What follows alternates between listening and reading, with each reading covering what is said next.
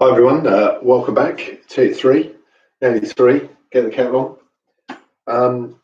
So I hope we're all good next week. I don't know where we are, week 5 is it? I think it's not like that. Kettle's board.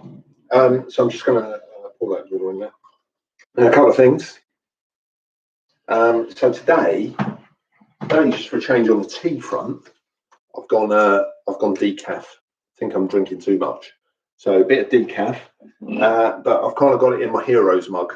Help for Heroes. It's as close as I could get. They were like kind of celebrating, well, not celebrating, but celebrating all the work the Heroes have done and things like that. And we did the minute silence at 11 for those that tragically lost their lives. Help for Heroes. I've got a lot of friends as well in the NHS, so I'll give some of them a shout. So Liz, Fiona, Scott, people working out there, Laura, Debs, all doing a lot of great work, which is brilliant. And also a guy who might actually be on, works in fire service, Ben. I know he's tuned in quite a lot, so Ben's there, top man fella. And we really do appreciate everything you're doing for us. So that's good news. So I've got that in my Heroes mug, which is all really important. I've obviously got a chocolate biscuit. I've done all the Jaffa cakes. I really have done all the Jaffa cakes. But they were very good, so I did enjoy those because I'm now a week older, week past my birthday. So we're all good. We're getting there. My tea should be ready now, I think. That's not quite 3 minutes. I think it's 3 minutes to brew, isn't it? 3 minutes to brew, but I'm doing a little bit less. I'll give it a bit of a squeeze, a bit of a heathen on the tea front.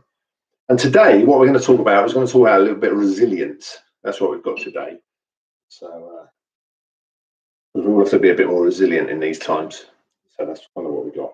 I'll give that a good squeeze. I've got another little question for you as well. There's a few online, which is great because get your answers. So just throw my tea bag away. I need a bit more. So we'll get that in there. But I've got some good questions for you today. We've got the chat bar open as well, which is good. So if you want to type some things in there, that's absolutely brilliant. I can see those as they go up. We'll make a start just when my tea's kind of ready. But a bit of resilience today. But my question for you, and you can type your answers, because it's tea themed. I thought I'd go tea themed. And my question today is, how big was the biggest tea bag? How big is the biggest tea bag? Now, we can go weight. I'm happy to take weight. I'll take it in stones or kilos. I'm a bit of a stones man myself, but I've got it. I've changed it up. So we're going weight. How much did it weigh? And I've also got the dimensions of it as well. So how much did the biggest tea bag weigh? And how big was it dimensionally? And I've got that in meters or feet. So pluck your guesses in the chat box, and I'll let you know as we go. But that's good. So what we're going to do, we're going to do a bit of we're going to do 50 stone, 1 meter squared. So we've got a few answers, and I'll come in shortly with the answer towards the end. But it's good strong starts at the moment there. Macross 6 stone, seriously, mate. We can do better than that. You're way out every week, Matt. You're way out every week. Anyway, we're going to start with a bit of resilience. Now, a friend of mine who I gave a shout out to earlier, Debs, works in the NHS. She watched the very first one and sent me a document that was going around the NHS just about resilience, things along those lines. And one of the things they talk about, they have a little acronym, and we love those things in L&D, and it's called ROSCOF. And that's what I'm going to use today. I'm just going to talk through that. And ROSCOF stands for routine, opportunity, structure, connection, which is the C and the O, and also variety. So those 5 things. I've also got a couple of extra little tips, and I've got a video that I'm going to link you up with as well, which is kind of quite important. So we'll start with the routine. I've mentioned it before, but routine is important for resilience. And when we think about resilience, it's kind of like what are we talking about with resilience? And I think years ago with problems, what we used to do was develop a way that we could overcome the problem or maybe circumnavigate the problem. But I think now in the 21st century, and particularly now in the scenario we find ourselves in, what we've got to do is develop ways that we can just carry on through it. It's just kind of hold on and get through it.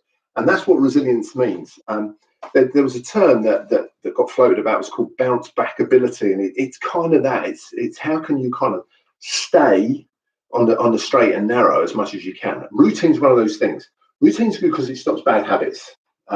So if you set yourself a routine, and I don't want you to get into the routine of a bad habit, that would be another bad habit. But it can stop bad habits by just getting up. It's about clothes you put on. It's about meal times. It's about regular sleep.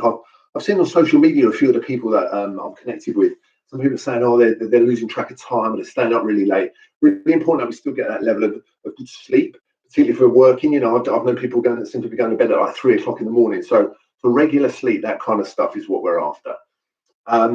Also, one thing I really would suggest for routine, a good routine thing, is come away from social media, phones, that kind of thing, about an hour before you do attempt to go to bed.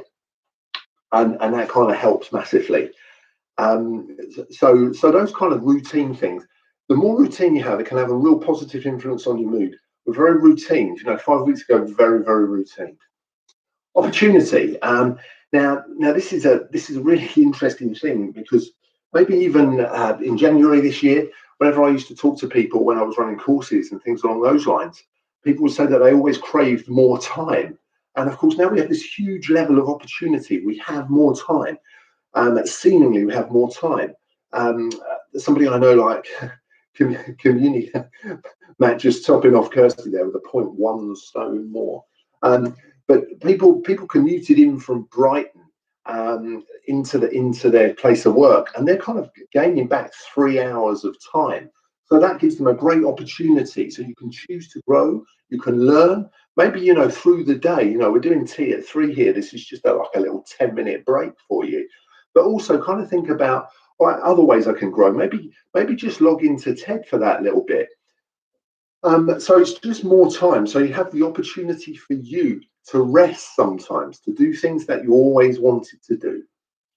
Structure is the S. So get the structure right. And if we get that structure right, we're getting better.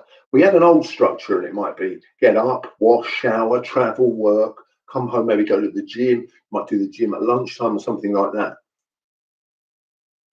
But there was always a structure. And of course, that's a little bit about what we've lost. So think about, how can I split my day up? What kind of things can I put in? And remember, it's all right to take breaks. We're encountering a completely different way of working now, so that you can become resilient by maybe working in pockets of time. So what should I do? What should I maximize my time to do?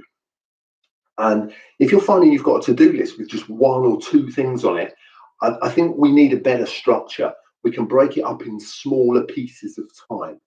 So we have that opportunity to be a lot more flexible. So there's the opportunity within our structure as well.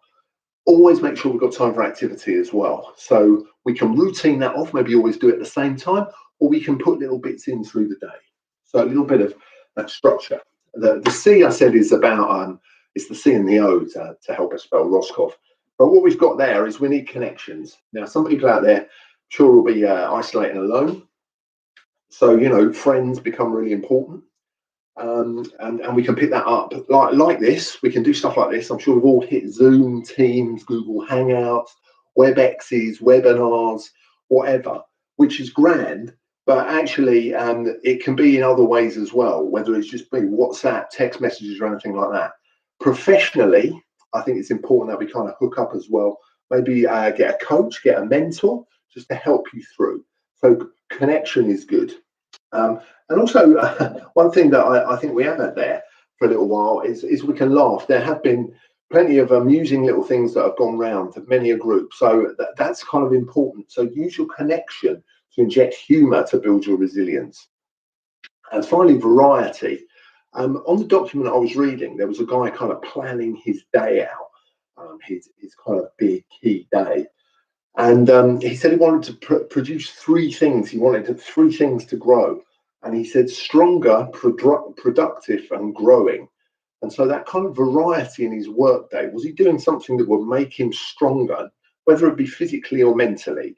Something productive so he could measure on outputs, and something else that would make him grow, make him better, whether it be mentally, whether it be physically, maybe through work. But he kind of kept those 3 things. So almost make it a little bit value driven for your resilience. Now, a couple of other things that came to my mind. That's the Roscoff element of it. A couple of other things that came readily to my mind were, firstly, accept the low points, accept the peaks and troughs. And And I think what's good is I've seen people reach out and kind of say, hey, I'm just in a bad way at the moment. So accept low points, they're absolutely fine to have them, and then we can use our connection to lift people back up. The one more thing that's always there, it's always out there for people in resilient kind of frame of mind is that around mindfulness. There's apps out there. I know a lot of people have them. Headspace and Calm are the two big ones. We're going to get a link up in the chat by a guy called, it's a TED talk by a guy called Andy Puddicombe. I just found this, I thought it was really quite inspirational. I thought he put a message across very well about mindfulness and finding time. Again, it's just about 9-10 minutes long, well worth a little watch. We'll get that link in by the end of the day. Andy Puddicombe, though. Remain optimistic. And I kind of read once that it said a pessimist is different from the optimist in the fact that they it's easier to prove themselves right. That was one of the things. So you know, optimism is a tough thing just for me to say. See the glass as half full, but you know that there's something better coming, and sometimes it feels like there has to be. At the end of the day, we can do things like recall 5 things that you've done well. Just make a note of them. And if we'd have been doing that for a period of time, we'd have had like about 120 things already.